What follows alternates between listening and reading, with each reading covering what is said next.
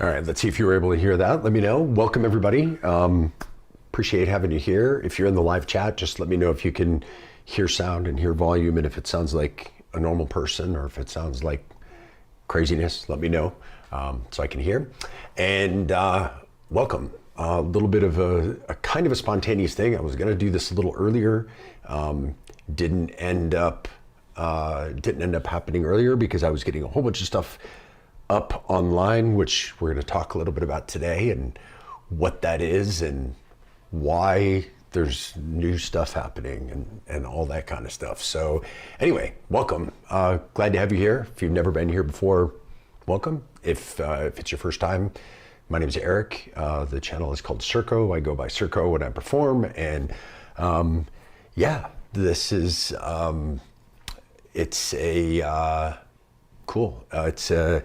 It's a big day, and we're going to talk about that in just a little while. It's an odd time for me to stream, but hey, whatever. I've realized that there's not a good time when you've got people in time zones from Australia to all across the US to Germany to all throughout Asia to wherever. There's not a good time. So some people will catch this live in the middle of the day. Some people will catch it live in the middle of the night. Some people will catch it recorded. So, but welcome wherever you're coming in from. Mention in the chat, by the way, where you're from. It's one of my favorite things about this is to have the live chat going and lots of questions, and also letting me know where you guys are watching from. It's always fun how, you know, you can start out with a stream like this or with stuff like this going from my home studio in the center of the United States in Colorado, and have this kind of broadcast out and go all over the world. So let me know where you're watching from. So yeah, hey, Wabbit, there we go. Good to have you here. I love watching your stuff. Speaking of Australia, didn't you just get back from there? I think you were posting some stuff about that. Love watching all your things, and if you haven't seen Wabbit's channel, definitely check it out. He does a lot of cool stuff with iPad and AUM and virtual instruments on iPad, and you know, you don't need huge gigantic gear setups to make music, and you can do it just with your phone or with your iPad or whatever you've got with you. So yeah, so it's a great channel. Check it out. You're in Virginia? Where are you in Virginia, Wabbit? I used to live in Virginia. Matthew, hey, welcome.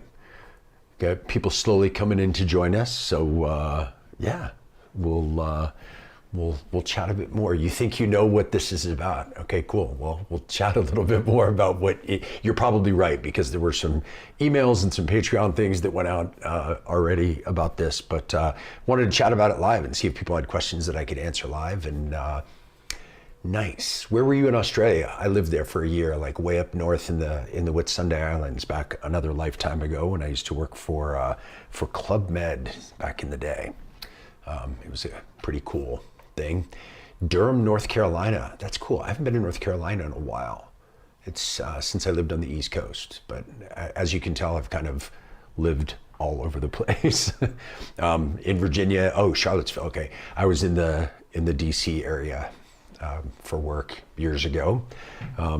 Yeah, I've traveled around a lot, lived a lot of different places, and I think the common thread through everywhere that I went, anywhere I ever lived, was always that I would always try to do music no matter where I was. So that's how we end up here. That's how we end up with stuff like this. So yeah.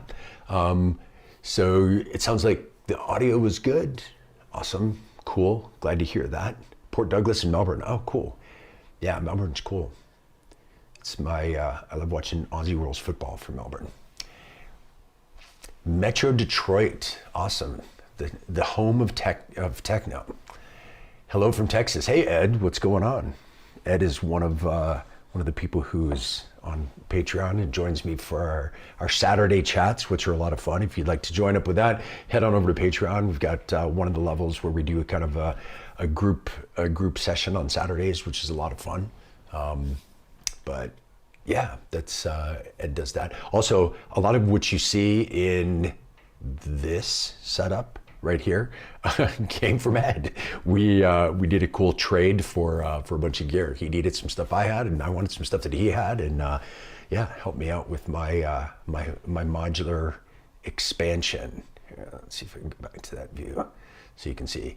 Yeah, so if you haven't been on the channel in a while, this is a bit new. This view is a little bit new, and yeah, it's been my most current project has been kind of redesigning the studio for a totally new production method, which is something that we're, I mean, new to me, not new, but a new way for me to work, a new workflow. So I've been getting everything set up so that I could really have this modular rig, rather than just using modular for performance, which is what I've been doing for a while. I really wanted to use modular as modular and use it as kind of a creative sound design tool. So I've got this all kind of set up so that it can record into Ableton, and all the gear that's in here, whether it's the Electron machines or Percon's got some other synths, another Electron machine over here is all kind of going into Ableton, and then I have an Ableton Push 3 over here in the corner, which is kind of helping control everything. So I've got this writing corner in my studio where it's kind of a creative center. So I've got it set up so that everything can be recorded kind of whenever I want to, spontaneously. So that was the whole idea, was to not have any friction between getting some motivation or getting some free time to be able to record, and just having that be able to go right in. So it's all set up to multi-track into Ableton, and yeah, we'll talk a little bit more about that. But that's been kind of my project recently. So it's been these streams and the videos that I've been doing have been kind of a slight shift away from the live performance thing, but that's only because I've been getting this set up, because I have a goal to work a bunch on production coming up over the next few months, and had a break in shows for a little while. So it afforded me some time to get this all kind of set up and running and working the way I want it to. And it's already resulted in a first track, which I'm pretty excited about, which was able to kind of get from the idea phase to completed track phase really, really quickly because of how everything's all set up here. So yeah, made it a much more interesting way to work. And that, just kind of nuts and bolts wise, that's all kind of centered around the Oxy One, which you guys have all heard me talk about if you've seen these streams or seen my channel before. This is controlling the modular via CV and gate. It's controlling the Electron machines via MIDI. It's synced clockwise to Ableton. It's also via CV gate. It's also controlling the SH-101, because that's an old vintage synth, so it doesn't have MIDI capability. So it keeps me from having to play the keyboard, which I'm not good at all. And I'm a big fan of play to your strengths and kind of work around your weaknesses. Well, I'm pretty good at working through stuff with sequencers and programming things, so I do it that way, and it's working out pretty well. I'm pretty excited about it. That's what you heard, if you heard at the beginning of this, if you heard a little bit of this that was playing.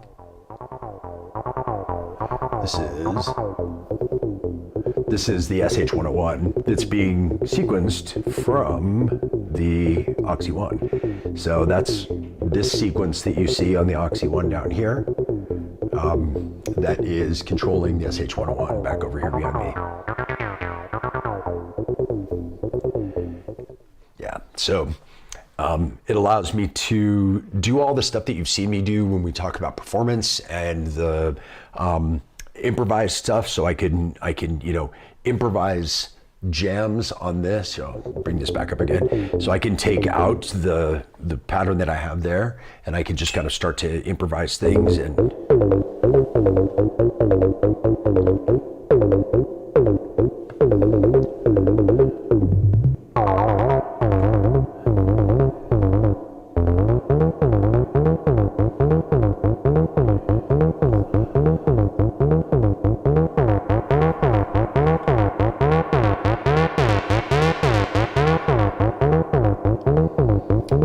being able to just improvise and just jam stuff into there, and then I've got that to the point where I can send it over to Ableton. So it's it's been a pretty quick workflow, which was the whole point of this from the very, very beginning.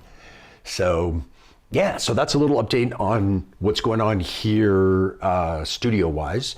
I will be starting now to kind of put back together my live performance rig and do a few videos about that coming up, because I have a show coming up August 1st in Portland. So want to get that ready over the next month or so.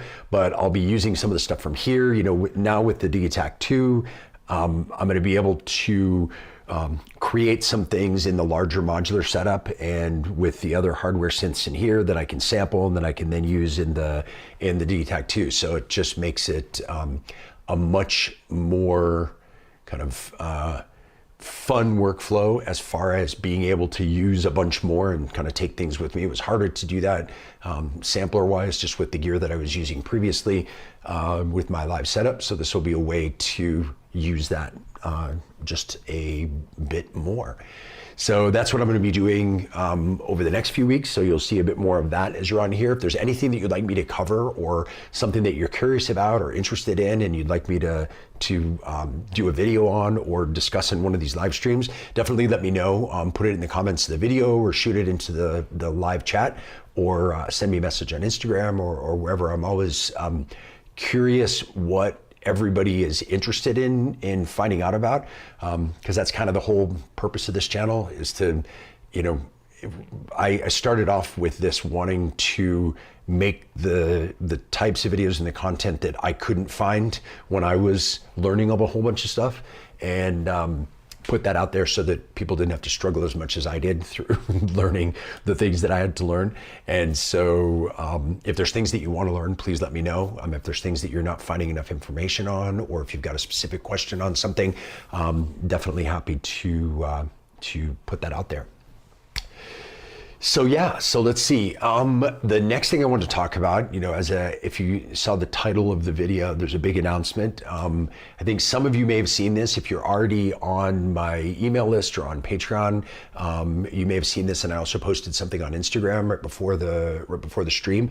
But I have been working for quite a few months now on putting together my first ever online course. I've been getting asked about that a lot, about putting everything together in a real kind of systemic method for doing live performance that can help kind of take people from, maybe you've just got a bunch of gear and you're kind of learning how to use it, and you've watched the tutorials and you know kind of how it works, but you want to take it from that level to being able to confidently go and, you know, set up and perform live in front of a crowd of people. And you know, you may never want to take it all the way to that end. You may never want to take it to the point where you were where you're actually performing live shows, but maybe you just want to be able to jam on your own gear. You know, I use the analogy of, you know, most guitar players don't play on stage with bands. Most guitar players have a guitar in their living room, and when they feel like it, they just pick it up and jam and play through, and they might learn a new song every now and then, and they want to kind of learn it because they enjoy the act of playing music. So this course is also really good for people that want to get to that point as well.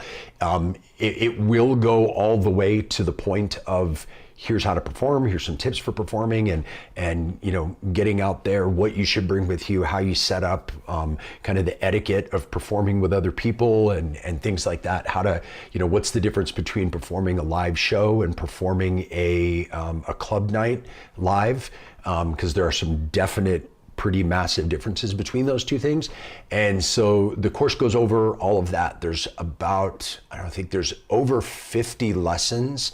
Some of them are very quick. Some of them are just a few minutes long. Some of them are much longer. But it's really broken down into 8 sections, which I have it here so that I don't forget, because I want to make sure I let everybody know what this is. Broken down into 8 sections, which are getting started, kind of all the building blocks of, you know, finding gear, how things get set up and all that kind of stuff. Figuring out what you want to play and your, you know, what's your goal and how to generate ideas and all that kind of stuff. Then the next section is drums and percussion, including, you know, cymbals and percussive elements and using samples versus using MIDI. How to, you know, come up with ideas, how to experiment and create what you want to have in the end. The next section is kicks and low end, which is probably I get asked about more than anything else. everything from designing kick drums to using samples to layering sounds to mixing kick and bass to using sidechain compression or not, and how to do it in a live setting versus, you know, how to do it you know, if you aren't live, if you're just doing it at home and you've got other kinds of gear for that to go through. So yeah, that kicks and low end is a big section. Then there's melodic elements, obviously, with everything from, you know, rhythmical things to some music theory stuff and things like that. Then arrangement and kind of getting your songs set up the way that you want them to. Then mixing and signal processing, then improv and some theory on jamming and how to do it and why you would want to do it. And then finally, the last section is playing live. So practicing how you get set up, what you bring with you, traveling with gear, getting things set up in a venue, sound checking, all that kind of stuff. So really it'll take you through from the point where you've got some gear and you're not quite sure what to do with it, all the way to the point of, okay, I'm ready to kind of get out there and put myself out there to do a live show, to do a performance. So yeah, so the course signups just went live today. It's going to be an interesting course, and that's one thing that I wanted to talk about on here and get some questions about and see if I can clarify, because I want to make sure all the information is really clear about it. It's not just grab a course and watch it and learn. There is an element of that, but not everybody learns that way. And I wanted to make sure that the people who are taking this course will actually really learn and get something out of it. So it's a combination of, you have a self-paced course that you can just go in and watch the videos whenever you want, and you can skip around, or you can watch them, you know, I would recommend you watch them in order, but whatever, if you want to switch around, that's cool too. And you can always go back and watch those. You've got, you know, you have ongoing access to that, so you can go back and watch them whenever you want and get a refresher or whatever. Rewatch them as many times as you like. That's one section of it. But then there is a month-long kind of live hybrid cohort that goes along with that course. And what's included in that is for a month, you get 2 times every week, a 1-hour kind of group Q&A session. And if you notice, there were 8 sections of 8 kind of larger sections of the course material. Each one of the twice weekly for 4 weeks, so there's 8 Q&A sessions. Each one will have a theme that goes along with one of the sections of the course. So, you know, maybe one time we're going to be talking about, you know, kicks and low end. And so that's going to be the Q&A session. You will have already watched the video, you'll already have learned the material, but you probably have other questions, and you don't want to, I didn't want people to just be kind of left on their own. So you watch the video and then it's like, okay, cool. Well, if you got it, you got it. And if you didn't, tough shit. I wanted it to be okay. So you got it. Now you probably have questions that you didn't even know you had before. How do I do this on my gear? How is this different on, you know, a hardware synth versus a sampler, and things like that? Maybe things that weren't covered, or maybe things that were covered and I didn't do a good enough job of explaining them. So these Q&A sessions will be dedicated to that, and they'll have that theme so we don't kind of get off the rails. We're keeping the class size really small. It's going to be 20 people per cohort. So that way you can get on these live sessions, these Q&A sessions, and you can get your questions answered, for one thing. Keep it a bit small so you get your questions answered. But I wanted it to also be large enough that you could be inspired by other people and their questions. And they may ask something that you've never even thought of, and you never even, you know, would have thought of. And you might hear that, and it will help you with a breakthrough in what you're doing, or inspire an idea from you. So that's what the Q&A sessions will be. They'll be twice a week for an hour, and they'll be recorded. So if you can't make it to the Q&A session because of time zone differences or work, or it just didn't work out that day, you'll always be able to go back and watch those sessions. So if you miss something, just jump right on whenever after it's on, and you'll have access to a library of those where you can go back and review them. So that's a big chunk of it. Something else that's included with the course is, during that 1 month cohort, you get a 1-hour live one-on-one session with me. So, and that can be over any topic you want. So maybe it's not something from the course. Maybe it's something totally different. You want to learn how to, I don't know, it could be anything. You know, I want to learn how to plug a guitar into my modular system or whatever, like something that's not covered in the course. Okay, great. Let's do that in the one-on-one session. Or it could be something more in depth, like maybe you want to do this live Zoom call where we go over your system and I look specifically at what you're using live and how you've got it set up, and are there ways that it could be set up differently or more creatively, or we can troubleshoot things, or we can do whatever you want. That hour-long one-on-one is totally up to you. So that'll be another thing that's available. Another big piece of this is feedback on your actual performance. So if you're at a point where you are making some live jams, or you're starting to set up a live set, or you're starting to get things come together, you can record that and send me up to a 10-minute version of what you're working on, and I will listen to that. And you can do that once a week. So 4 times over the course of the cohort, you can send me your live tracks for feedback, and I will listen to those, and I will shoot you feedback via email. So say like, hey, that thing that you were working on here, maybe think about, a different instrument selection, or this sounds a little muddy, let's try to clean this up by this. And, we can work through whatever your sound is like. If you want to talk about, a transition from here to there, get some ideas for that, or anything at all. But I'll give you feedback on what you're actually working on, so that over the course of the 4 weeks, you can actually get that to a place where it's where you're feeling better about what that is. And then there's going to be a private kind of peer community as well that's part of this, and you'll have ongoing access to that as well after the month. And as we do more cohorts of this in the future, more and more people will join that peer group. And the idea of that was a few different things. Like, I want to encourage people to learn together, ask each other questions, and help each other out, like what we do on Discord or Patreon or in these live chats or whatever.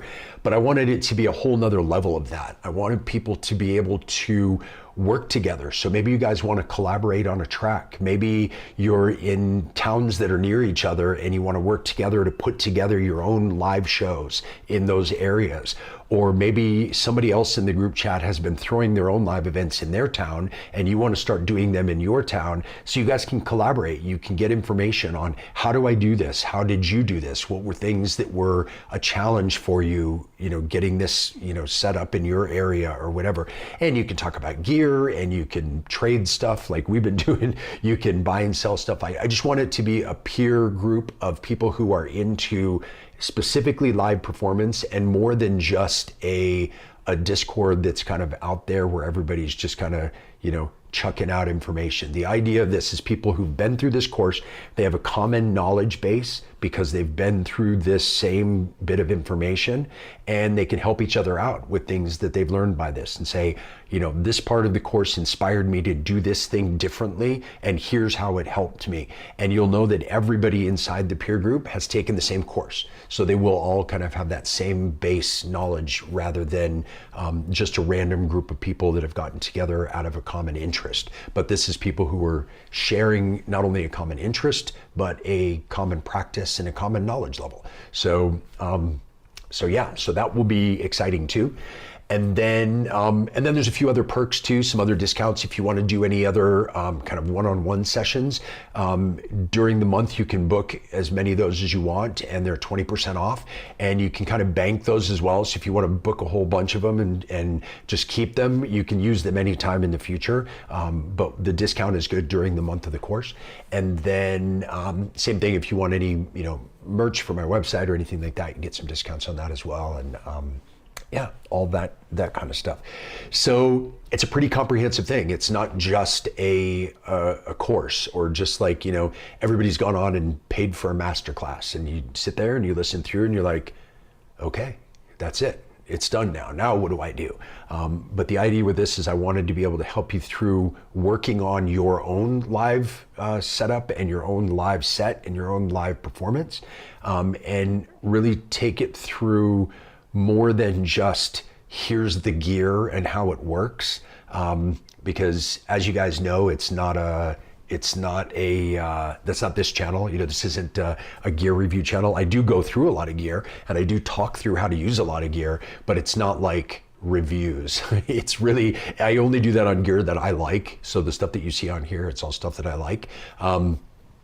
So yeah, so that's going to be the program in a nutshell, is to take it a little bit farther than what you can do in kind of a YouTube setting or in a live stream setting. We want to make it something that's more focused. I was told by one of my students that they like the fact that the way I teach and the way I explain things is very systematic, and it's very methodical. So you can say, learn this, that will take you to here, then you can do this and it will take you to here.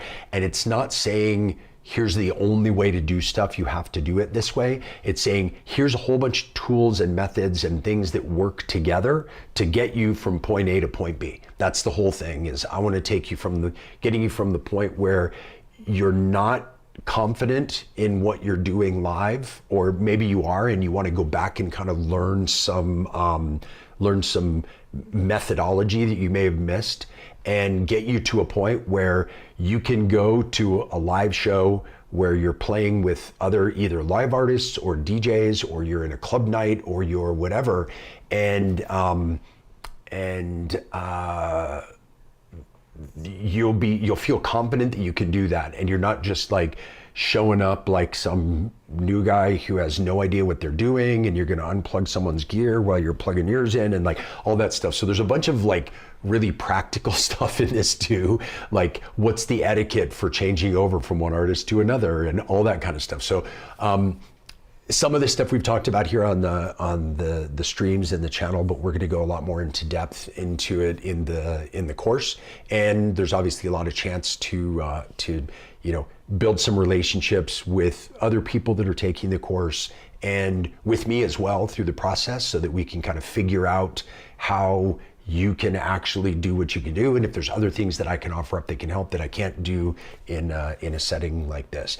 And I was trying to look for the best way to do this, and that's why I landed on this kind of combination of course and live, because it doesn't make any sense to do just live, because then it ends up getting really hectic, and it's, you learn a lot less in an atmosphere like that. But then I didn't want it to be just a video thing as well, where you're kind of left on your own, and you kind of learn it on your own, and that's it.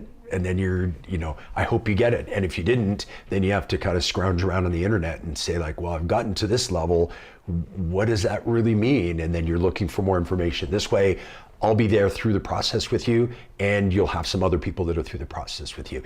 And part of the reason of doing this as a 1 month cohort, and that's it, is twofold. Obviously, I want to be able to get people through the program and have it be a little bit structured and organized, but I also want to push everybody a little bit too, because I think that we're all guilty of, we sign up for a course, we do a couple lessons, and then we kind of put it aside and forget about it for a while, and we get distracted with a shiny new module or a new piece of gear that came out, or some YouTube channel had a review of a thing, and now I want to spend all my time on Perfect Circuit looking for that thing or whatever. So this will push you to say, hey, you've got this course forever. You can always kind of come back and review it if you want, but if you want all the rest of this, get serious about it for a month and see if you can actually get you can kind of level up things in a month.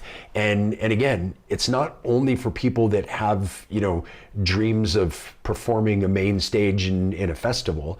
This is also for people who want to get to the point where they can feel comfortable and happy in a kind of creative environment that they've made, whether that's, a crazy giant modular system, or whether it's an individual groove box, or no matter what it is, this what's going to go on in this course is a lot, or it will apply a lot to all different things. There's nothing in this that says you have to do it this way and you have to use this gear and you have to whatever. We'll talk a lot about method and how to use what you have and how to make the most of what you have. And then we'll also talk about some things that maybe would help you that you don't have. And then it's like, okay, well, maybe you've got a bunch of stuff sitting around that's not doing you any good, and this might help you. So let's see if you can sell that and get this, or trade that out, or, use a piece of gear in a different way that you never used it that way before. So Yeah, I'm pretty excited about it. I've been wanting to do this for a long time. I got a lot of encouragement to do this, and to finally be able to get this out there to the world and get this launched has me very excited. I'm excited to share this with all of you guys and see where you take it. I mean, that's one of my favorite things about teaching in general is I love to see where people go, and that's whether it's music or whatever. I mean, I taught skiing for years, and I love taking somebody from a beginner to the point where they can go up and enjoy the mountain, and get out there and enjoy themselves and not stress out about it all the time. So I think music is very much the same way. So I'm excited for it, and I hope you guys are too. And so yeah, let's go into the chat and see if this has created any questions. It might have. Let's see. Oh yeah, Digitakt 2, I forgot that came out today, that bug fix. I haven't even downloaded it yet, but I did read through the list of everything that it was fixing, and it's cool. I mean, I think they definitely jumped right into everybody's bug fix preferences. I saw some people were complaining that there weren't any of the kind of upgrades or improvements yet. And after talking, when I was at Superbooth, I had a chance to talk to, what's his name? Jean-Christophe, I think, is the guy who's the in charge of the design side of it, the software design side of it. And he was saying that, their big focus once this gets out is let's knock out any bug fixes that there are and get this up to working exactly the way we want it. And then we can focus our team on that. And I hear a lot of times like, oh, but what about an update on this machine? And what about an update on this machine? Just so you guys know, I didn't know this until I spoke with them, but the entire software coding development, implementation, whatever you want to call it, team at Electron is like 10 people. And so what they tend to do is get everybody working on one project, knock it all out, then they move on to the next project. So that's why a lot of their updates are the way they are. So they'll do a big update on a machine, and then it'll be a couple months, and then you'll see a big update on a different machine because they'll take that time and really work through it. So they'll get to the machines. They kind of go through in a rotation. So we just had an analog rhythm update not too long ago. So we probably won't see an analog rhythm update for a while because now they were working on the Digitakt 2 launch. Then once they get that up and running and anything that they're going to finalize on that, then they'll probably move on to, I don't know, I'm guessing, I don't have any insider information, but I'm guessing that the next thing would probably be Syntakt or Analog 4. Maybe Analog 4 because that's older, or I don't know if they're planning on doing more, a lot of different updates on that, but probably Syntakt, I would guess. And if they keep going with their hardware rotation that they've had, they're probably going to be doing a Digitone Mark II coming out at some point, I would say within the next year or so, because it came out about a year after the Digitakt. So that would be kind of on that same time frame. And it would be cool to see a bunch of these updates that they've been able to do to the other machines go into those. Another thing too, just so you guys know, that I got a bit of insight from them when I was talking to them as well. One of the things that drove the production of the Digitakt 2 rather than just continuing with more upgrades of the Digitakt 1 was that they were running out of space. They had a certain chipset and they had a certain amount of memory that they could work with. And he said they were getting to the point where if they wanted to do any upgrades, like whatever, like add an LFO, something, one upgrade like that, they would have to go through and rewrite code on all of the existing stuff to optimize it so that they could free up bits of information so that they could do an upgrade. And so rather than just doing an upgrade, they had to rewrite a whole bunch of other stuff and do an upgrade. And so that's why there was less and less, because they were kind of running out of space. So then they came up with the Digitakt 2. So they have a whole new chipset and a whole bunch more memory. So now they were able to expand a bunch of things, and they've got room to expand in the future. So it was pretty exciting what they were able to do with that. So yeah, let's see. Yeah, all the updates seemed very, very cool with that. Let's see here. A lot of value offered. Thanks. I think so too. Ed says, how much is the course? So the full price for the course is $495. There's, if you're a Patreon, there is a discount code. So if you sign up for Patreon and head over there, there's a discount code for 20% off that, which is quite a big discount. And that's just for the first 10 people that sign up. So I have to see, because the signups were going really fast from when I launched this earlier. So I want to make sure that there's enough of those codes that are still left. But it's the first 10 people that use that code that can get that discount. And like I said, there's a lot of value adds. You get a lot of other discounts off of other stuff that are ongoing as a result of signing up for this. So yeah, a lot of value offered. I'm glad that you feel like that, because I wanted to do it that way too. I didn't, I personally get frustrated when people kind of take the easy way out, and it's like, here's a course, take it or leave it. And then that's it. Then they're kind of gone, and you never hear anything else until they want to sell you another course. This, I wanted to be much more full featured. And so I wanted to have that combination of live and personalized and one-on-one and in person, but in a way that is sustainable for me, because I can't do, 20 hours of one-on-ones with 20 people. That would be 400 hours of one-on-ones that it wouldn't be possible. I have another job and I have to try to make this work. So I'm trying to make this in the best kind of hybrid combination of, these are the things that everybody needs to know, so I'm going to teach that in a course that everybody can do. And then there's a whole bunch that we can customize to your specific needs, whether it's the feedback on your personal live set, the one-on-one course or one-on-one session that you get, or discounted future one-on-ones, and the group session where you get those Q&As where everybody gets a chance to ask their questions and put their input, and you can learn from everybody else. So I think that it's kind of a cool combination of all of that stuff. So let's see. Cool idea about the courses. Those who want to be serious about it will have a lot of options and ways to go about doing this. Yeah, that was the other thing too, is I've been a teacher and a coach for a long time in my day job, whether it was teaching sports, or I'm a consultant for restaurant companies, and I teach people how to better run their restaurants. And in all of that, one of the things I've learned over the last 30 plus years of teaching and coaching is that no two people learn exactly the same. There's different learning styles. Obviously, some people are visual learners, some people learn better by hearing or doing or whatever. But even within that, everybody's kind of a shade of gray between a bunch of different learning styles. And I wanted this to be a way that you have kind of a buffet of ways to learn stuff. So you can self-pace if you want. You can go back and rewatch things if you don't learn that so well. You can have some one-on-one time if you learn better that way. You can have question and answer. I can, re-explain and demonstrate things if that helps. So there's a whole bunch of different ways to get through this.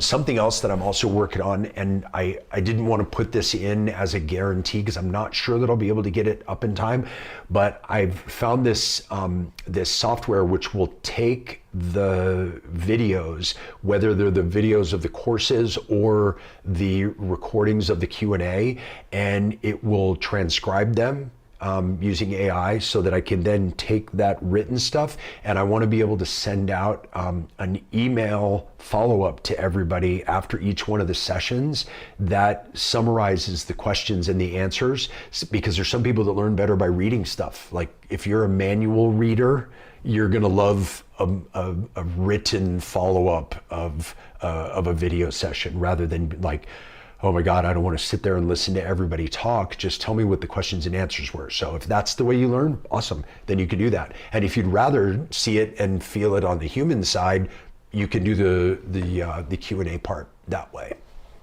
So yeah, so that was some of the method to the madness. Let's see what else we have here. Yeah, won't just have a playlist, but they'll have some real world learning. So that was the whole idea, was to get this to be, if you're a video online learner, self-paced, whatever, like for example, during COVID, when all the schools went to at-home self-paced learning, my kids absolutely thrived in that, because they love that. They love to just kind of knock it out and then go screw around for the rest of the day. and they're very much that mentality, so they thrived. And then there's other kids who absolutely struggled because they need that learning environment where they're with other people and where they have a teacher that can walk them through it. And that was awful for kids that didn't learn in a particular style. We were very lucky that our kids learned that way, so it was fine for them, but a lot of kids didn't. And I think that, kids or adults, some of us learn when it's self-paced and others of us don't. Like whenever I do courses like this, or whenever I do a master class, I binge watch it. Like if it was like Netflix, I will knock it all out. If it's a 6-hour course, I will knock it out in 6 hours. Like I will listen through everything, and then I'll kind of try to put it into practice, and then I'll go back and rewatch sections that didn't make that much sense for me. And I wanted people to have that option because I know that's the way I learn. So, but not everybody does. So I wanted to try to make this as flexible as possible for everybody. So let's see, Wabbit says, I have no interest at this point to perform in front of a real audience, but I love the idea to do it for YouTube. Right now, just noodle and mess around, but I'm okay, and have thought about stepping it up. Yeah, like I said, this isn't just for people that want to play shows. Wanting to be able to play live doesn't necessarily mean wanting to be able to play shows. Like live can be that guy who's got a guitar in his living room, and when he wants to be creative for a minute, he can sit down and pick up the guitar and just make music. And again, I wanted the theme of this to be that, about making music, because I really love, there's plenty of times that I just sit down and just jam on my gear. It has nothing to do with doing a YouTube video. It has nothing to do with recording or producing anything or playing a show or whatever. I just love to play music. And that might be because I come from a guitar background and I kind of learned how to do it that way. And would just kind of sit there and jam while I was watching TV or whatever. But it's not talked about enough, I think, in this world, in the world of hardware electronic performance or hardware electronic music, whether it's performance or production or whatever, that gets talked about a lot. But just making music for the sheer fun and creative outlet of making music. And if you look at the statistics in the music hardware industry, even software as well, 90% of the people that are buying this gear will never play a show, will never sell a track, will never do any of that stuff. They won't ever release anything. They're doing it just for the sheer love of playing music. And I think that should be the point. And if you want to perform, that's awesome. Do that too. And if you want to write and produce stuff and release it, awesome, do that. But for me personally, that shouldn't be the point. The point is make music because you love to make music. And then if you want to do that other stuff as well, do that other stuff as well. And it just will make it that much better. So yeah, Wabbit, I would love to see you in the course, just because I think it would be great for you and for anybody who is interested in kind of upping their game at playing music, whether it's in front of people or not. So let's see. Nervous enough trying to jam out in front of extended family when I have people over for dinner. Yeah, this could be for that too. I had one of my friends who is also a synth YouTuber, but who doesn't play live. He and I were talking about, because he was going to do a camping trip with a group of friends, and he had put together kind of a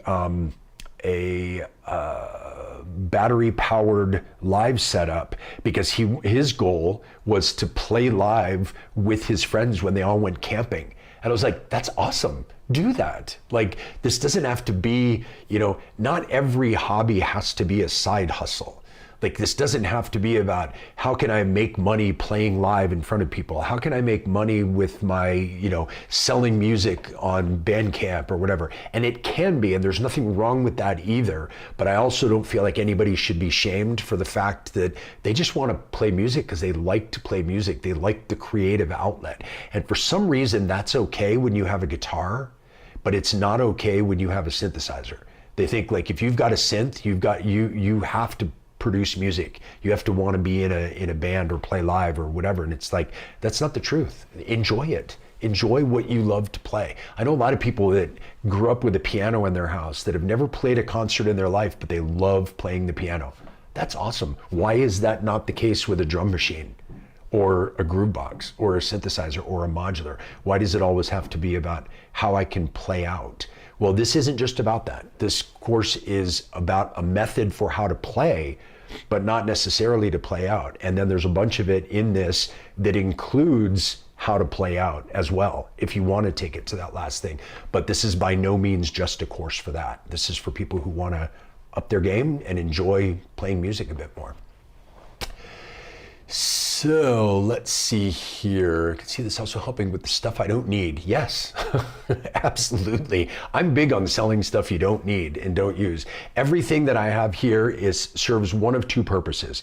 Either it is something that I use as a tool for something that I need to do, a way that I'm playing or performing or writing or whatever, or it's because it inspires me, because there's a lot of gear that I have, not because I need it, like the Percons right here, perfect example. I don't need this. I have a lot of drum machines. I have the ability to do drums and percussion a lot of different ways.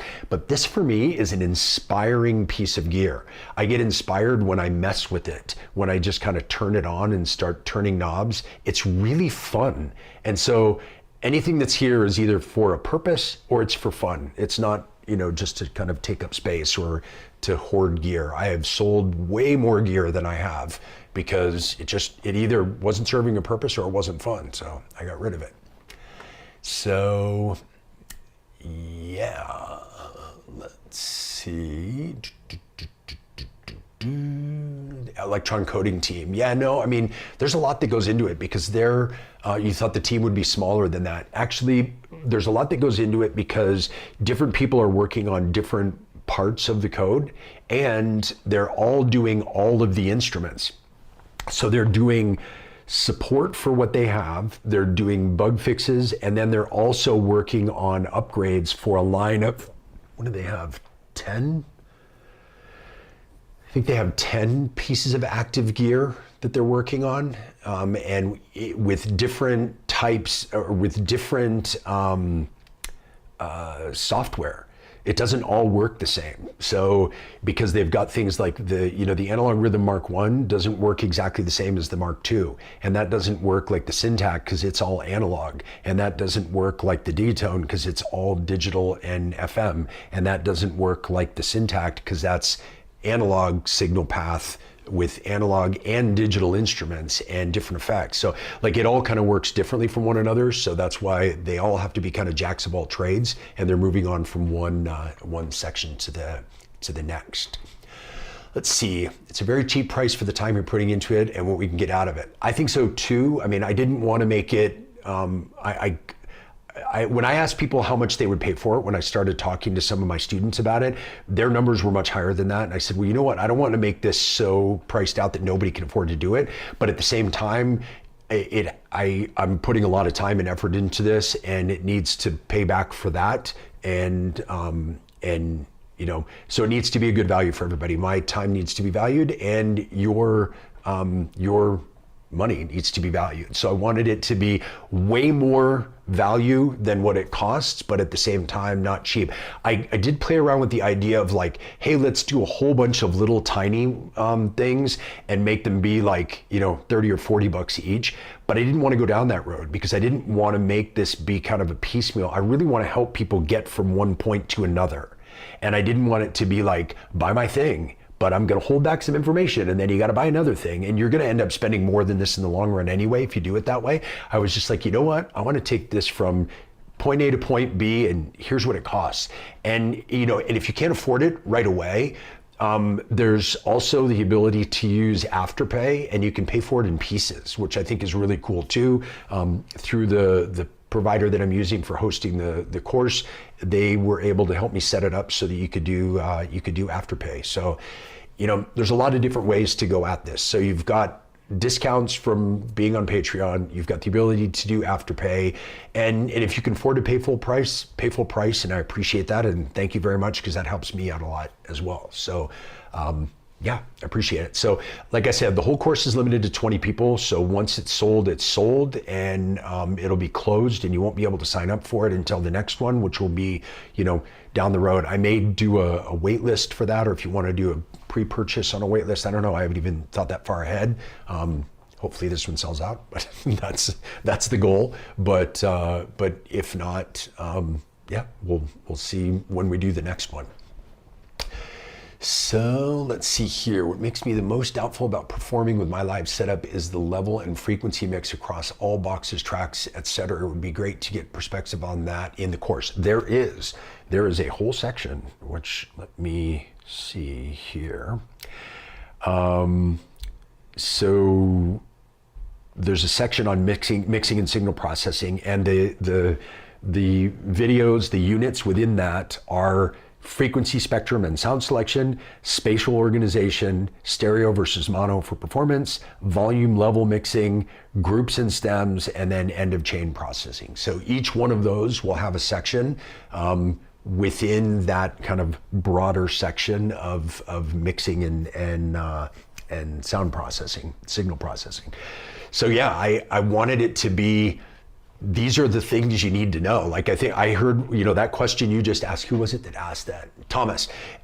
Yeah, I got to ask that a lot. So I said, you know what? I need to include that in here. Everything that's in here is kind of a byproduct of a couple years of doing this channel, teaching courses already, kind of teaching one-on-ones and those things, and saying like, hey, what do people really want to learn? And these are kind of the 8 big groups of things that people have said to me that they want to learn for playing live, whether it's performing live in front of a group or just playing live on their gear. This is where they run into the most trouble. And it's funny you say that, because one of my one-on-ones this last week, that was the whole subject of it, was mixing their sound, because things were getting cluttered and muddy and they just couldn't get it to come out the way they wanted to. And it was about like, okay, here's how you gain stage from instrument to instrument. Here's how you mix live when you're listening to it in front of a crowd, or when you're playing live. And there's a lot that goes into it, and that's why I wanted to include it in the course. So I appreciate that, because it lets me know I'm a little bit on the right track with what I'm putting out there. So let's see here. The breathalyzer. Awesome. Hello. How's it going? Live streaming on Twitch has been a great experience for me, working on flow, telling a longer story versus short pieces on YouTube. Yeah, I get that. I did some Twitch live streaming during COVID, but I kind of shifted everything to YouTube at some point, and I don't know why I never went back. I think I still have a Twitch account, but I'm kind of never on there. But yeah, it's however you want to use your ability to creatively express yourself with music, I think is awesome. And if that's live streaming on Twitch or YouTube, or playing live in front of a crowd, or in front of your family, or playing at your local pub, or whatever, or producing music or putting it out there, however you want to express yourself, that's amazing. And that's kind of what this course is about, is to help people feel more comfortable and confident expressing themselves with electronic music, with machines, whether that's, improvised like the way I like to play, whether it's preparing a live set and writing tracks that you can recreate. Like, there's all different ways to do it, and we talk about that a lot in the course. But yeah, I just want everybody to get more comfortable and confident doing this, because I think the more people that are doing this, the more people there are that are excited about this, and then we all just kind of grow all of this together. And I think it's such a fun way to musically express yourself through this art that yeah, I just want to see more and more people doing it. I just think it's more fun that way. But let's see here. Spot on take, enjoying to play. I play tennis for fun. I'm not trying to be on ESPN. Totally. And that's, it's the same, like, it's something that, I don't want to sound like a grumpy old man here, but something that just irritates me in the world today is that everything has to be a side hustle. Why does everything have to be about making money and monetizing it? Like, I did this on YouTube for fun for a few years now before I ever put out a course that could make any money, because it's not about that. I don't have, sponsors on the channel, and I mean, I would love them, but I just don't have them because it's not that important. I don't go out after them. I'm not looking for them, because that's not the point for me doing this. It's not, I'm doing this to try to, express myself through music, express myself through teaching, and help other people enjoy expressing themselves through music the way I do. I think this is a lot of fun, and I think other people, once they learn how to do it, think it's a lot of fun. So if I can help them get there, that's the whole idea. That's the whole point of this channel. It's the point of this course that I'm doing, and all that stuff. So yeah, I think a lot of people are the same with tennis. Like I grew up in Breckenridge, Colorado. I grew up skiing, and I ski raced through high school and college. My parents were a ski patrolman and a ski instructor. So we grew up around skiing. And skiing is another one of those things where you don't have to be, in the Olympics. You don't have to be in the X Games to enjoy skiing. You can learn how to do it and have a lot of fun getting out there and doing it.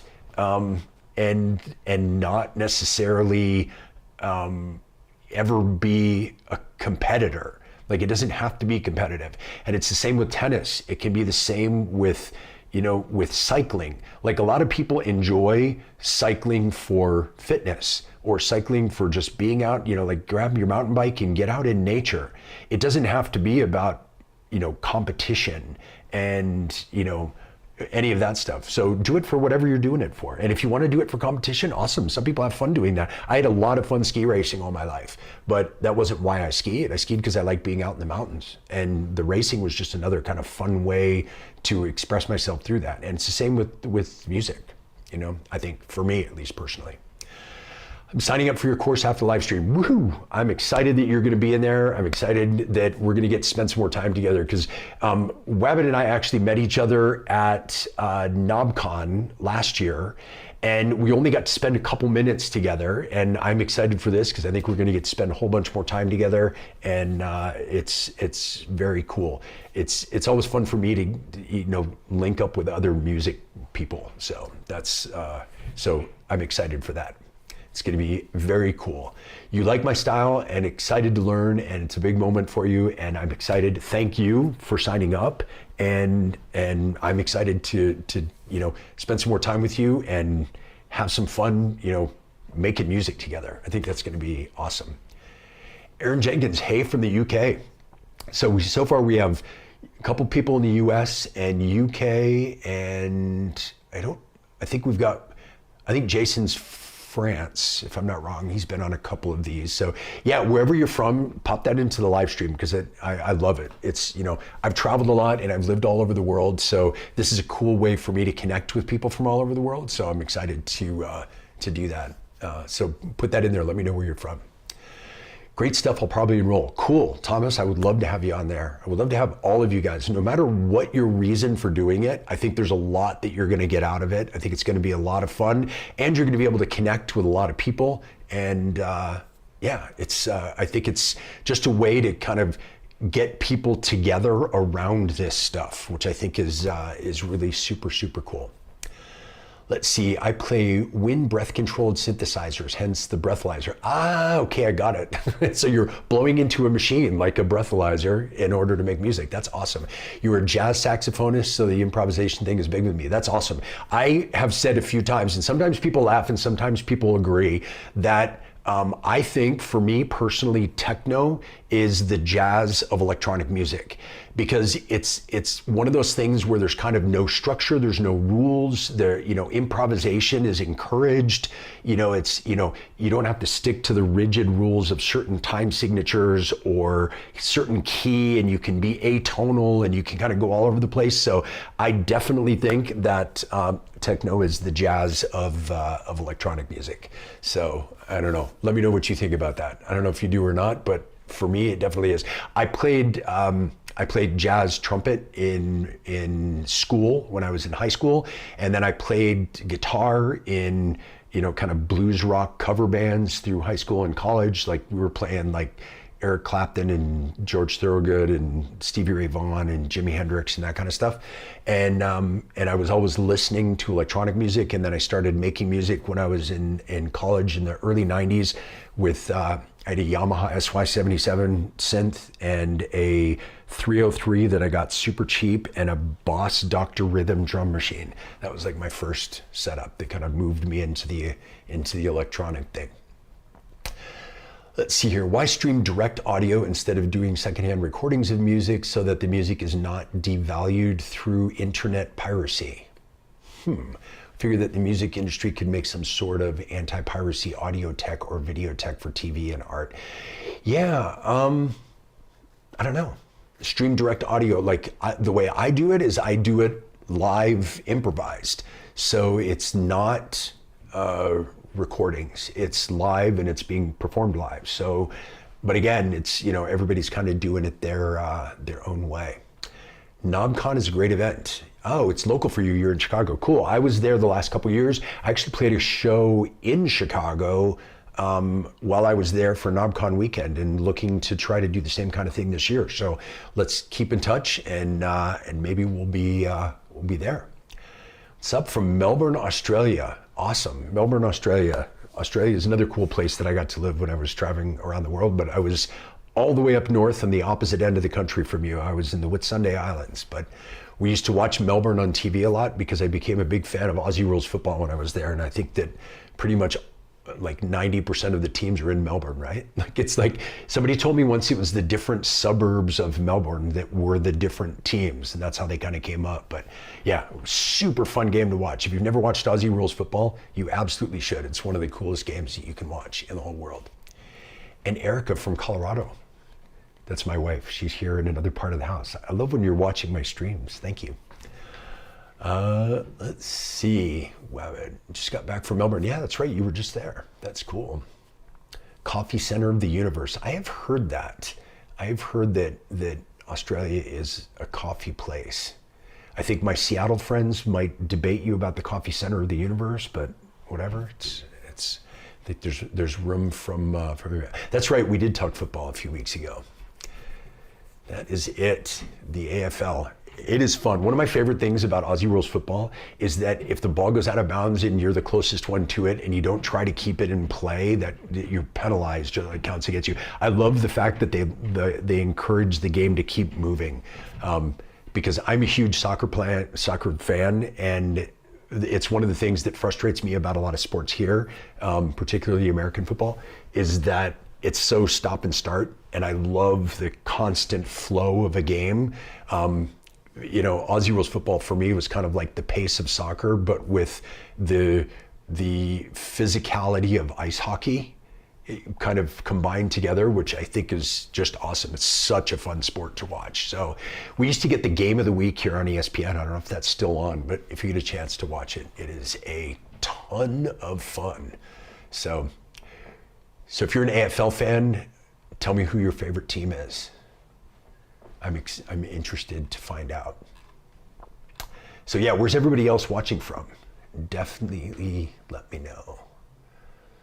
So let's see here. Any other questions about the course? Because one of the reasons why I wanted to do the stream today was to not only kind of let everybody know about it, but also answer any questions, because I put all the information out there that I could or that I knew how to, and maybe it wasn't as clear as it could have been.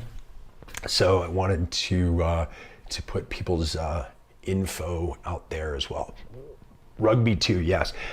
Rugby is a lot of fun in Australia because you have rugby league and rugby union, so you get to watch different kinds of rugby, which is also super fun. We were up north, so we got to be interested in, it was funny for me, there's the Brisbane Broncos, and being from Denver, we have the Denver Broncos, and so I actually brought back my father a Brisbane Broncos hat because the logo is almost the same but with different colors, so that was pretty cool. But yeah, we used to watch. I still have a couple of jerseys and stuff from the State of Origin game, which I thought was also really cool. It was a cool way to do kind of their version of an all-star game like we would have in in baseball or like basketball or even hockey, but you basically had to play. It was either Queensland or New South Wales, and you would play for the team of where you were born, and not necessarily where your club was or whatever. So I thought it was really cool because they would kind of divide up the teams based on where people were from. So that was a lot of fun. Let's see here. I'm going to refresh this because I had issues in the past with not seeing all of the live chat because I wasn't refreshing it. So I'm going to do that. So if you have any other questions about the course or anything like that, definitely pop those in the live chat, because I want to make sure that we get that all covered before we call it a day here. And yeah, and if there's anything else that you guys want to chat about in any of these live streams, for sure, let me know in comments or send me a message, because it's easy for me to just kind of walk you through what I'm doing and show you my gear and stuff like that. But I think a lot of times there's things that people really want to discuss or want to have things go over. So yeah. Oh, here's a great question. How many polyrhythmic tracks to non-polyrhythmic tracks is good? And does it matter if steps are 5, 16, 12, 13?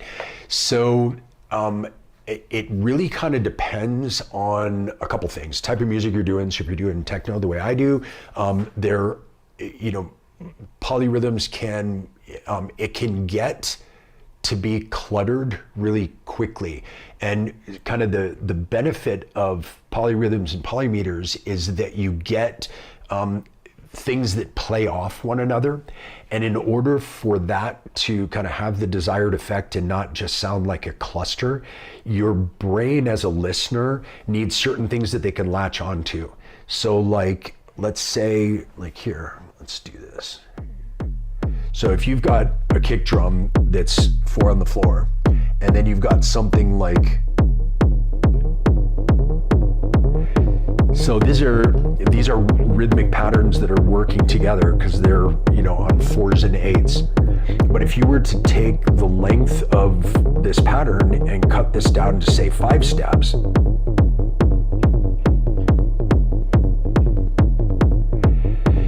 it sounds cool because you've got a 5-step and a 4 on the floor beat that are playing off of each other. And then let's say you've got another thing that's an 8-step. Let's see here, we can do the modular.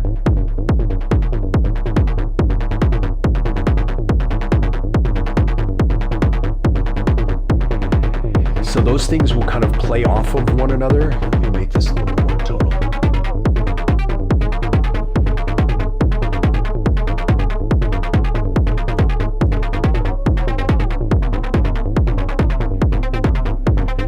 So you've got something coming from the modular that's on 8 steps, you've got a 4 on the floor kick, and then you have one thing that's off. And what can be really interesting with those things is that they kind of go in and out of alignment with each other.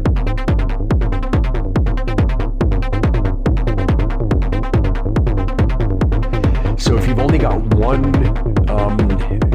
meter or rhythm that's out of sync with the others, it can sound really interesting because it keeps you kind of involved in what's going on, and it can be something that's really looping, but without kind of sounding repetitive and loopy, because they'll phase in and out of time with one another.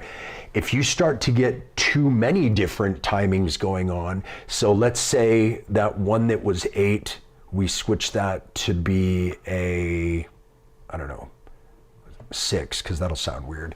So you've got a 6, a 5, and a 4 on the floor, so like on the beat 4/4 tempo, that would sound like this.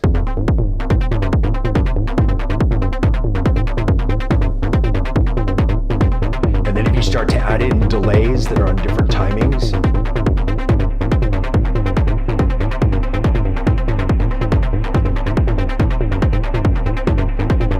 so it can kind of get all over the place really quick, and it can become a cluster really quick.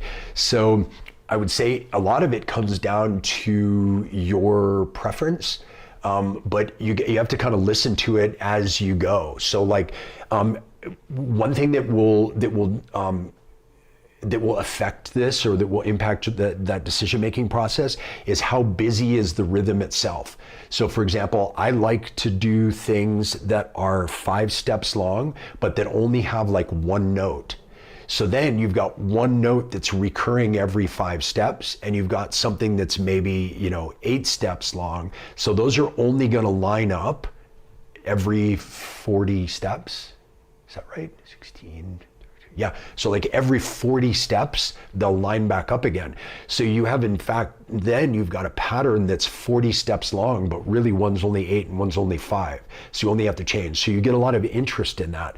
And if one is only a single note that's happening every 5 steps, then it can sound really interesting. Sometimes what I'll do too is I will send 2 different sequencers to the same synth, and have one of them be, on a pattern of 8 and another one be on a pattern of 5. And maybe one is a different note than the other, but they're going to the exact same synth, so it's the same tone. So it sounds like a rhythm that's really interesting, that's 40 steps long, but it's really only 2 short patterns that are both being sent to the same synth. So there's not really rules to it. I mean, I think that, I have certain things that I like the sound to, that are interesting to my ear when I'm listening to techno tracks. Like, for example, I like 5-step patterns with a single note on them. I think it's cool to have a repeating note like that, because you recognize immediately that it's out of sync, but it doesn't sound cluttered or like a cluster. So that's a personal preference of mine. But then you'll have other artists that like to do things that are really super long. They might take something that's like a 31-step pattern, and something else is 5, and something else is 8. And so you get a lot of evolution. And again, like I said at the beginning, it depends on what type of music you're doing. I'm doing techno that's kind of club music and dance music. So you have to have certain rhythms that are familiar to the crowd, that kind of draw them in and hypnotize them and keep them dancing. If it's too rhythmically interesting, it becomes really hard to dance to. And so again, you have to kind of think about, who's the audience? Who are you making this music for? What's it for? If it's for listening, sure, go all Aphex Twin on it and have it be, all over the place. If it's just to listen to, or if you're making ambient music, man, you can have evolving patterns that never repeat for 6 hours, right? So it really kind of depends on the style of music that you're doing. So, but good question. Thank you. Appreciate that. Have you decided on the time that you will do the hour group calls? Right now, for this first cohort, we're going to do them on Sundays and Wednesdays at 10 a.m. Mountain Time. So if you're in Virginia, that will be at noon on those 2 days for you. But again, remember, you don't have to see them live. They will be recorded, and you can watch them, the recorded version of them afterwards. And if you have a question that you want to ask and you won't be able to make it live, and you want to make sure that it gets asked, send those to me, and I will ask those questions for people on the call. And I'll just say, one of the students asked about this, so here's the answer. So that way you will then be able to go back and watch the recording of the call and get your question and your answer. So we'll be able to do those things together. So let's see here. Discipline Era, King Crimson did that rhythmic phasing thing. Yeah, it's cool. I mean, I love it. I did a video on this channel a long time ago, like a few years ago, where I was talking about writing bass lines using 2 different sequencers. And I actually use this a lot because I sequence things. So like I'm sequencing the Digitakt 2 with the Oxy 1. So I've got the Digitakt sequencer in it, but then there's also the Oxy 1 sequencer going into it. So I can have, on an individual track, I can sequence with 2 different sequencers. And it's fun because then within the Digitakt, you can do parameter locking of probability, of pitch, of effects, of changes of filter cutoffs or whatever. You can parameter lock that stuff for within that sequencer on individual random steps, and then you can sequence a whole other thing from the Oxy or from any other sequencer going into it. So those 2 will interplay with each other, and it's really super interesting. And it's a fun way to get really creative, kind of happy accidents, like people call them, have it, you'll hear me say this a lot, but I think that making this kind of music is a conversation between a person and machines. And I want the machines to say something. I want them to have input in a way that I would not do. And then I want to respond to that with what I'm doing with the machines. So if you've got a cool interplay of different things because you've set up a random pattern in here and you've got some randomization in your parameter locks there, the machines are saying something that you didn't think of. You didn't program the machine to make a certain sound on a certain step at a certain time. They just randomly ended up aligning at that time based on parameters that you entered in. So I like the machine saying something, and then I like to respond to that. So like, I like to, set a pattern and have that pattern kind of jam out here, like what we were just doing. So like if I've got this, that pattern is doing a thing, but then I want to go and adjust.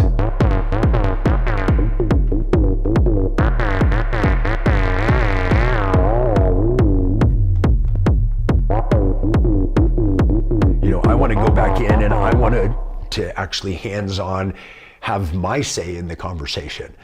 So the machines generate stuff and then I generate stuff. So we kind of go back and forth and it becomes a conversation. And when I'm performing live and improvising live, that conversation has another entity involved with the conversation, which is the people in the room. And they have something to say too. So I'll pay attention to how are they reacting? What do they need? Are they getting tired of this loopy thing and they want something new to come in?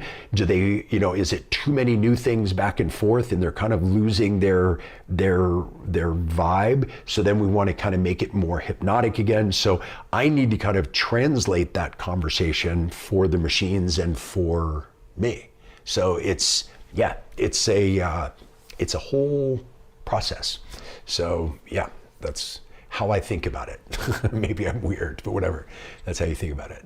Let's see here. Like 11 against 12. Yeah, you can do all kinds of cool stuff like that. Thanks, you're welcome. Maybe I've already discussed this and it might be obvious, but in your opinion, what would be the minimum requirements to take the course? I think minimum requirements would be that you at least have some hardware. It could be a single groove box, or it could be a couple different synths, or it could be, whatever, but it doesn't even necessarily have to be hardware. You can do this stuff with software too, and you like a MIDI controller. But I would say, minimum requirement is that you have some gear that you at least know how to use to the point where you can make sounds with it. You know how to kind of interact with it a bit. And that's kind of it. I think if you're at that level, you're going to be able to take this course at your own pace and get better and better and better. If you're beyond that level where, you might have a whole setup of gear like this and you've got, you're working on trying to be a performer. Okay, well, cool. You're going to get a lot out of this course too, because we're going to go into things like sound designing with using samples and sound design using synthesizers and how those are different and how they will impact the gear that you would use to perform live. Well, if you're new, you're still going to get something out of that. And if you're advanced, you're also going to get something out of that. So that was kind of my objective when creating this course. Was I didn't want this to be, I actually toyed around at the beginning with the idea of doing a live hardware for beginners, and then a live hardware for intermediates, and a live hardware for advanced. But there's just so many different levels, and there's no clear kind of differentiation. Like I would say I'm at one level with synthesizers, and I'm at a far lower level with samplers. And I know other people who are crazy outstanding with samplers that have never used a synthesizer.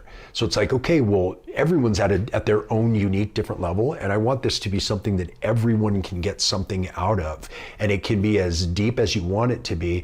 And it will give you tools to then be able to go deeper, no matter what level you're at. And that was really the point of this. And as I said early on when we were first talking about the course, I intentionally said, I don't want this to be, here's the way I do it, and this is the only way to do it, so I'm going to teach you the one true way. That's not at all the way I look at it. And so I did not want to teach it that way. I will definitely show you the way I do stuff and say, here's how I do it. Maybe you'll use this, maybe you won't. And maybe this will inspire you to do something the same or inspire you to do something differently. It doesn't really matter to me either way. I just want it to help. I want it to help you get better at this and get more so than getting better, because that's a relative term. I want you to be more comfortable and confident with making music live. And again, if that gives you the confidence to perform live in front of people, that's amazing. You should do that, because I can tell you, I enjoy it a lot. It is a lot of fun playing shows live in front of people. And, I've done it as a DJ and I've done it as a live performer, and I can say that they are a ton of fun. I've DJ'd in front of, 5,000 plus people. And it's amazing. It's a lot of fun. There's a lot of energy. I've played live shows in front of, 2,000-3,000 people, and that's a lot of fun as well. But it may not be something you ever want to do. You may just want to be comfortable sitting down and letting your creativity flow while you're alone in a room with headphones on. That's amazing. You should do that, because there's a lot to be said for making music because it feels good. And it doesn't always have to be about, people think if you spend money on hardware, that it's an investment for a side hustle that's going to make you money back. Well, you know what? It doesn't have to be transactional. So there's I know plenty of people who have, I grew up in a house where my dad scraped together money to buy a really nice vintage Martin guitar because he liked to play bluegrass music. And that Martin D18 sounded amazing playing bluegrass music. And every once in a while he would play with people over at their house in their living room. But a lot of times he would just sit there and play stuff on his own on the couch. And so I grew up with that idea that music could be played with other people or in front of people, or it could be played by yourself just for the sheer pleasure and creative outlet of making music. So I want to help people do that because I think it's a lot of fun. Let's see what else. So any other questions? Do you guys have any other questions about, I don't know, anything here? Because we haven't really talked a lot about music today. This has been a lot about this course, but I think that was part of the point, is because I wanted to help people understand what it was about and see if you had any other questions about it. And yeah, whatever. So if you have any questions, put them in the chat right now. We can still go over them, but if not, feel free to add them into the comments on the video. Happy to answer questions there, or reach out to me on Instagram or anywhere else. Instagram is usually kind of the best way, I think, to catch me, but yeah. And if you're interested in doing the course, please sign up. I would love to have you. It's kind of filling up relatively quick, actually quicker than I thought it was going to. So if you're kind of on the fence about it, definitely do it, because I don't want you to miss out, because like I said, once it's full, and we're gonna close the signups, and then you won't be able to do this first group, and I'm not sure exactly what I'll do. Another one, like I said, I may just jump right into doing a pre-sale of the next one and see if there's enough people interested, and maybe not. It might be a couple months before I do another one. I don't know. We may do another one right away. It all just kind of depends on who's doing what. So I'm assuming that's Jason, by the way, even though there's not the vowels in there, but if it is, awesome. I'm glad to have you there. And also, just so you know, I don't know if this is important or would be helpful or not, but if you do end up signing up for the course, Jason, and we do our one-on-one stuff, I mean, it would be less interesting in a group setting for other people, but when we do the one-on-ones, we could do them in French as well, because je parle français aussi. So we can do it that way, or we can do it in English. So totally up to you. But happy to do it in whatever way is most comfortable for you.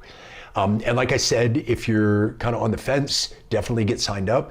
And if you need to, there's the possibility to pay over time with Afterpay, so you don't have to pay for it all up front, which I think is cool as well. So that's another option for y'all in order to get you in there. Yeah, thanks for the opportunity. Thank you. I mean, I'm excited that you guys are going to sign up. That's it's really. I think you're going to get a lot out of it. I'm excited to work with all you guys and to learn from you as well while we're doing this stuff, because every time I teach people, I learn stuff, which I think is amazing, because no two people do this stuff the same. And sometimes just the questions people ask me force me to look at something a different way, and then I learn through that as well. And so I'm a huge fan of learning. One of the things I love about YouTube is that you can just constantly go on and learn new things. And I am a lifelong learner. I'm a nerd for learning stuff. So being able to learn while I teach is awesome. So I'm excited that you guys are going to join me in this. And please tell your friends, pass it around. If you're on Reddit or in other Discords or whatever, let people know, because I want to try to spread the word, and I don't want to do it in a super kind of salesy way where I'm like, oh, I'm going to buy Facebook ads or whatever. I would just rather it was much more organic and people were telling their friends and telling people that they know and say like, hey, I know a guy that would really benefit from this. I'm going to send him a link so that he can go check this out and see if it's something that he'd be interested in, or she would be interested in. But yeah, and then like I said, coming up on these streams, I'm going to be doing a bit more with the live performance stuff, because I do have a show coming up in Portland on August 1st, and then that will get me ready for stuff that I'll be doing in Chicago during NobCon in the first week of September, which will also be kind of rolling into stuff that I'll be doing in October. I'll be heading back to Europe. I have the ADE, the Amsterdam Dance Event, is the third week of October, and I will either be going the week before to go to Bristol for the electronic music event that's there, or I may be sticking around the week after, one or the other, to do some other shows in Europe that I'm trying to line up right now. So if you're in Europe and you know any promoters that want to tack on a show, I will be there around the third week of October, and would love to come play in your city, wherever that is. That's the cool thing with Europe, is once you're there, everything's so convenient and easy to get to, either with a short flight or a train ride. So it's not like if you came to the States and you were going to be in Florida and somebody wanted you to do a show in Seattle. You know, it's like you'd be closer to fly back to Europe and do a show there. So it's cool because I'll be over there. So happy to make things work out wherever that is. So if you know any promoters, or if you know anybody who knows anyone, definitely have them connect with me, and I would love to do a show over there. So if that's it question-wise, I think we're going to call it a day. Thank you guys very much for joining me here. Don't forget to check out the link to the course in the video description. Check us out over on Patreon. You get a discount if you sign up for Patreon and you want to take the course. So do that way as well. And then that's if there's any of the Patreon discounts left. I should say that, because I did limit that one to 10 spots. So if there have been already 10 Patreons that have used the discount, it won't work anymore. So I did need to limit it a little, so I wasn't just doing the whole thing discounted. But yeah, want to sign up for Patreon. Let's see if you can grab that. And if not, we'd love to have you over on Patreon too. We do some group meetups every Saturday via Zoom, which is a lot of fun. You can ask Ed, who's on here, because he comes to those very often, which is great. So join in with that. And then there's also another tier in Patreon where it includes a monthly one-on-one session as well. So feel free to sign up for that. Or if you want to do any one-on-one lessons, I do those as well, and you can reach out to me about those, and I'll let you know how to sign up for those.